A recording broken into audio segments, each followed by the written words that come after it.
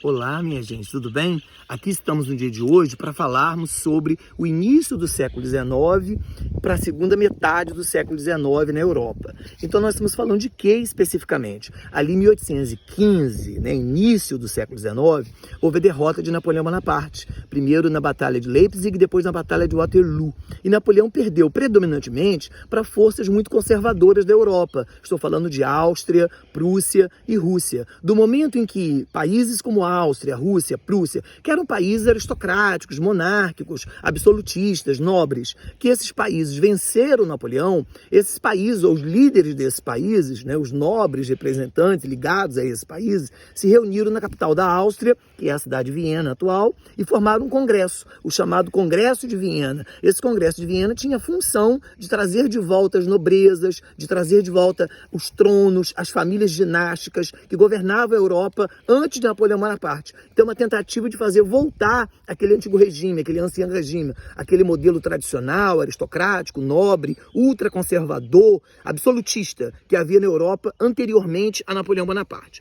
Do momento que eles se reuniram em Viena, eles também organizaram uma espécie de uma aliança militar para intervir em vários países da Europa. Essa aliança militar foi chamada de Santa Aliança, uma aliança militar de Áustria, Prússia, Rússia e outros países, para tentar restabelecer uma lógica conservadora, autoritária, absolutista, reacionária na Europa, para de algum modo tentar destruir ou desfazer a obra do liberalismo, ou de outro modo, aquela ideia de democracia, contrato, liberalismo, igualdade jurídica, liberdade entre os homens, liberdade política, direito de voto, contrato majoritário, isso tudo começa a ser questionado porque eles querem trazer de volta aquele modelo absolutista, autoritário, aquele modelo que prevalecia nos séculos XV e XVI. Ora, do momento que isso acontece, é natural que a burguesia, a classe média, quando eu falo burguesia, os proprietários, a burguesia, as classes médias urbanas e mesmo o povo mais pobre não aceita bem a ideia de trazer de volta uma monarquia absoluta ou que a nobreza de sangue se estabeleça de novo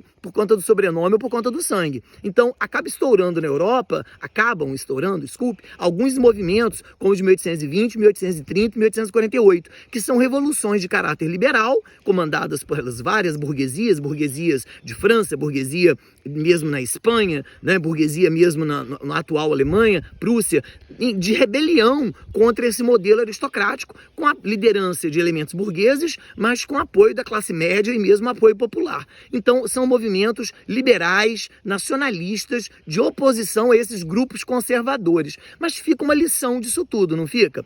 Como é que, de algum modo, aquele modelo democrático que veio lá de Rousseau, contrato social, liberdade política, igualdade jurídica entre os homens, todos os homens são iguais perante a lei, se tudo isso tivesse valido tão bem e a pena, essa nobreza não teria tentado voltar novamente, não é isso? Então parece que ali havia uma espécie de fracasso desse modelo liberal. Então a democracia está sendo colocada em xeque, a democracia está sendo colocada em dúvida. Essa ideia de que o contrato é um contrato coletivo, que prevalece a vontade da maioria, que o povo é soberano, que o povo escolhe e não tem mais como tirar, de algum modo, a pessoa que está lá pode ser tirada, porque a ideia do impeachment, isso parece que a nobreza nem olha para isso, nem ouve isso. Isso está sendo se questionado. Do momento em que isso acontece, a própria burguesia, as próprias classes médias, os segmentos mais pobres começam a dizer o seguinte: a democracia pode ser muito boa, mas perfeita ela não é, porque ela está sendo atacada pela nobreza, ela está sendo assodada por grupos conservadores. Então é preciso pegar essa democracia, é preciso pegar esse grande contrato coletivo, esse grande pacto coletivo chamado democracia e liberdade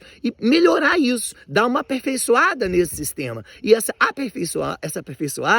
melhoria substantiva significa dizer, a gente tem que pegar essa democracia, corrigir aquilo que não está dando muito certo e, de algum modo, refazer a ideia de contrato e trazer novos atores, porque maioria é a vitória da maioria, qualquer coisa é diferente de 50. Mas eu não posso governar, por exemplo, apenas contando com 50,01. Eu tenho que fazer a maioria, pelo menos aumentar para 65%, 70% ou 75%, para eu ter governabilidade, porque senão os grupos conservadores podem, ou derrotados, podem começar a reagir e até desfazer o jogo que está feito. Então é preciso aperfeiçoar o sistema. Aqueles grupos ditos minoritários que perderam, eles precisam criar associações, precisam criar direitos, precisam criar sindicatos, precisam criar novas categorias organizacionais, associações de moradores, muitas coisas, para tentar associação de mulheres, partidos políticos, para todos se fazerem representar, para que esse modelo seja aperfeiçoado. Como se eu estivesse dizendo, é preciso criar muitos remédios para que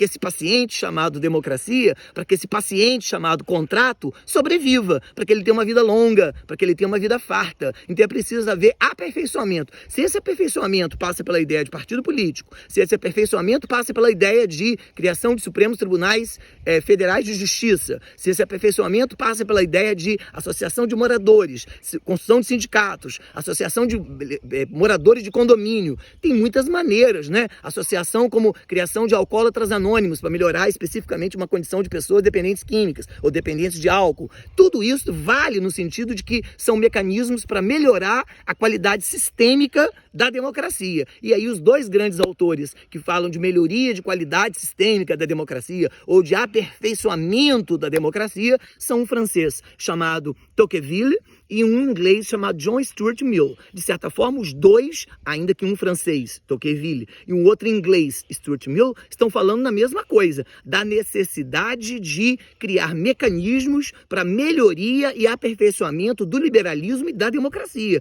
para que esse modelo sobreviva, para que no século XX isso não seja sacudido de novo. Então, de algum modo, agora cumpre que nós pensemos o quê? Mas quais são as ideias de Tocqueville e quais são as ideias de Stuart Mill? Mas aí já é um papo para o próximo vídeo. Desde já eu agradeço, mas faça aqui o registro. Se você tem muitos amigos, compartilhe esse vídeo. E se você não os tem, também não precisa de compartilhar o vídeo. Mas faça também um pedido. Ativa lá o sininho para que você seja notificado dos vídeos que a gente está lançando. E fica aqui aquele meu muito obrigado habitual. Valeu!